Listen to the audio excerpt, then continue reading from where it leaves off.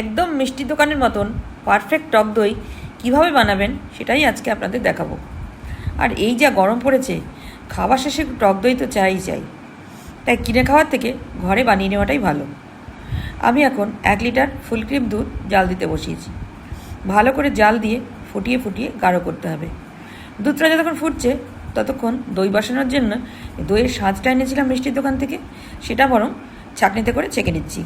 ছেঁকে জলটা ঝরিয়ে নেব। এতক্ষণে দুধটাও অনেকটাই গাঢ় গাঢ় হয়ে গেছে। 1 লিটার দুধ থেকে ওই 800 মতো বেরিয়েছে। এবার দুধটা ঠান্ডা করতে দেব। দইয়ের সাজটা ভালো করে ফেটিয়ে নিতে হবে। দুধটা এতটাই ঠান্ডা করতে হবে যাতে হাতে সহ্য হয়, একেবারে পুরো ঠান্ডা নয়। 2 হাতা দুধ নিয়ে দইয়ের সাজের মধ্যে দিয়ে আবারও ফেটিয়ে নেব। এবার অন্য পাত্রে 2 চামচ মিল্ক পাউডার নিয়ে 2 হাতা দুধ নিয়ে ভালো করে গুলে রাখবো। এবার ফেটানো দই, গুলে রাখা পাউডার দুধ সবই কড়াইতে দুধের মধ্যে দিয়ে মিলিয়ে মিশিয়ে নিলাম। মাটির ভাঁড়টা একটু ধুয়ে পুছে পরিষ্কার করে নিয়েছি।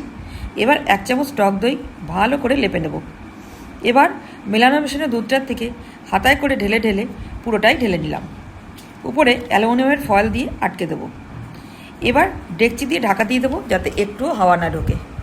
5-6 ঘন্টা হয়ে গেলেই দই জমে যাবে। দই তো কাল রাতেই জমে গিয়েছিল। এরপর আমি একটু ফ্রিজে রেখেছিলাম ঠান্ডা করার জন্য। কত সুন্দর হয়েছে দেখুন। আমি কেটে দেখিয়ে দিচ্ছি, দোকানের থেকেও ভালো হয়েছে। ভিডিওটা ভালো লাগলে প্লিজ একটা লাইক দিয়ে পাশে থাকবেন। সবাই ভালো থাকবেন। ধন্যবাদ।